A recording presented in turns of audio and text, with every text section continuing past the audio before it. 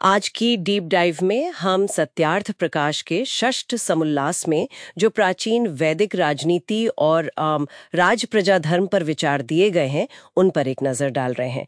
ये स्रोत बताते हैं कि एक आदर्श राज्य कैसा होना चाहिए, और सच कहूं तो आज की सोच से काफी अलग। हमारा मिशन क्या है?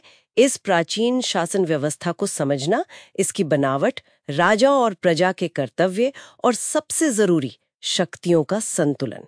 तो चलिए शुरू करते हैं।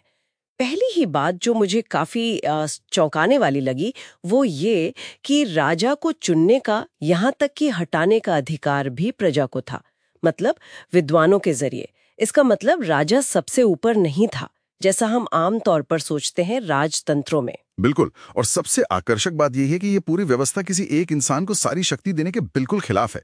स्रोत साफ कहते हैं कि अगर राजा अकेला हो, उस पर कोई अंकुश ना हो, तो वो प्रजा का नाश कर सकता है, अन्याय कर सकता है। तो ये सिद्धांत जो है वो सत्ता के एक जगह जमा होने के खतरे को शुरू से ही पहचानता है। अच्छा, तो फिर राजा की भूमिका क्या थी?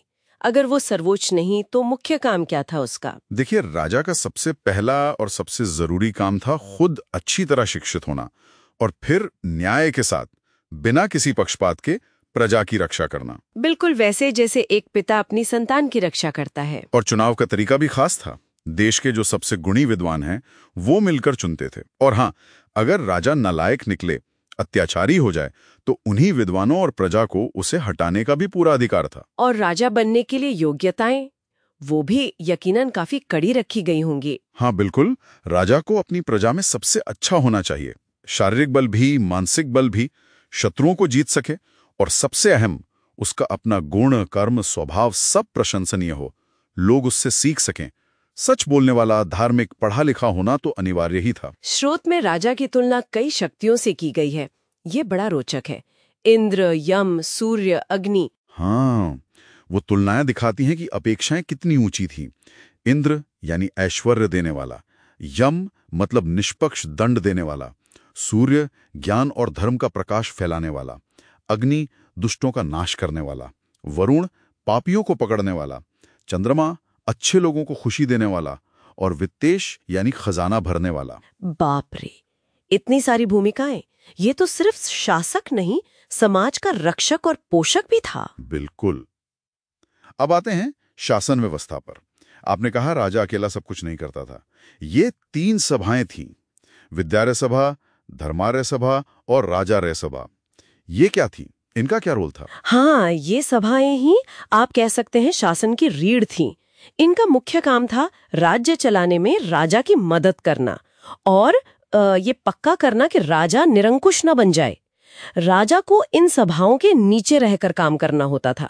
वो सभापति होता था, लेकिन उसे उनकी सलाह और फैसलों के हिसाब से ही चलना पड़ता था। अच्छा। एक तरह से आज की कैबिनेट और संसद जैसा कुछ मान सकती हैं, पर अपनी खास बातों के साथ। दिलचस्प। तो सदस्य कौन होते थे इन सभाओं के? क्या कोई भी नागरिक बन सकता था? नहीं, यही तो ये व्यवस्था और खास हो जाती है। सदस्य बनने के लिए मानदंड बहुत ऊंचे थे। विद्या सभा में सिर्फ वेदों और शास्त्रों के महाविद्वान, धर्मा सभा में धर्म को गहराई से जानने वाले, अनुभवी और धार्मिक आचरण वाले लोग, और राज्यसभा में वो लोग जो राजनीति, शासन, व्यवहार में कुशल हों, जिनकी इज्जत हो और जो धार्मिक हों। तो मतलब आम नागरिक नहीं, बल्कि विशेषज्ञ, चुने हुए लोग। बिल्कुल, योग्यता और चरित्र के आधार पर चुने गए विशेषज्ञ। और इन सदस्यों से ज्ञान की क्या उम्मीद थी? क्या जानना जरूरी था? उनसे उम्मीद थी कि उन्हें चारों वेद आते हों, दंड नीति यानी कानून और शासन का ज्ञान हो, न्याय विद्या यानी लॉजिक और न्याय शास्त्र पता हो, वार्ता यानी इकोनॉमिक्स, कृषि, पशुपालन, व्यापार वगैरह, और ब्रह्म विद्या यानी अध्यात्म का भी गहरा ज्ञान हो। बाप रे, ये तो बहुत कुछ है। हाँ, और इसके साथ ही इंद्रियों पर कंट्रोल, मन पर काबू, योगाभ्यास, इस पर बहुत ज्यादा जोर था। तर्क ये था कि जो आदमी अपने मन और इंद्रियों को वश में नहीं रख सकता, वो इतनी बड़ी प्रजा को कैसे संभालेगा, कैसे न्याय करेगा?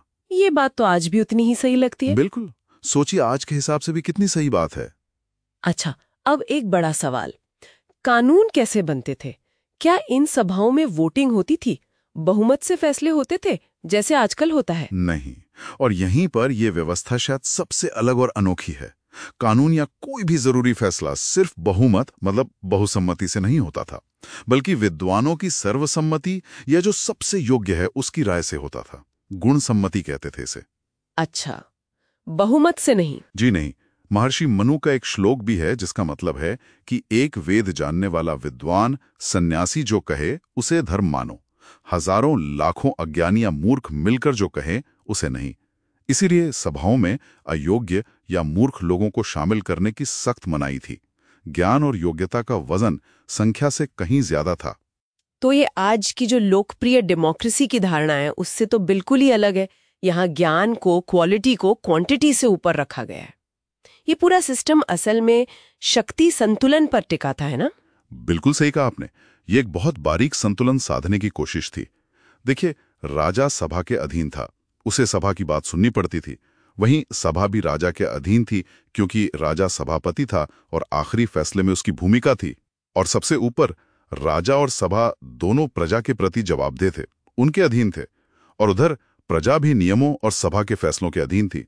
मतलब एक साइकिल जैसा। हाँ, एक तरह का चक्र था जिसमें हर हिस्सा दूसरे पर नजर रखता था, कंट्रोल रखता था, ताकि कोई भी, न राजा, न सभा, न प्रजा का कोई गुट अपनी मनमानी न कर सके, अत्याचारी न बन सके।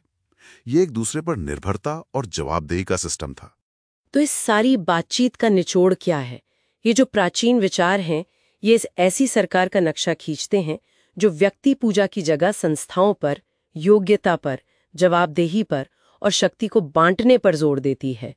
ये वाकई उस समय की आम राजशाही सोच से काफी अलग और शायद ज्यादा प्रगतिशील लगती है। निश्चित रूप से।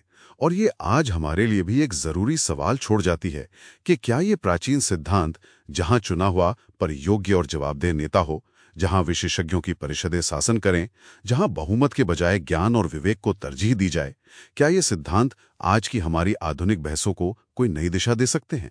शासन कैसा हो, नेता कैसा हो, ये सोचने वाली बात है कि क्या इस पुराने मॉडल से आज भी हम कुछ सीख सकते हैं?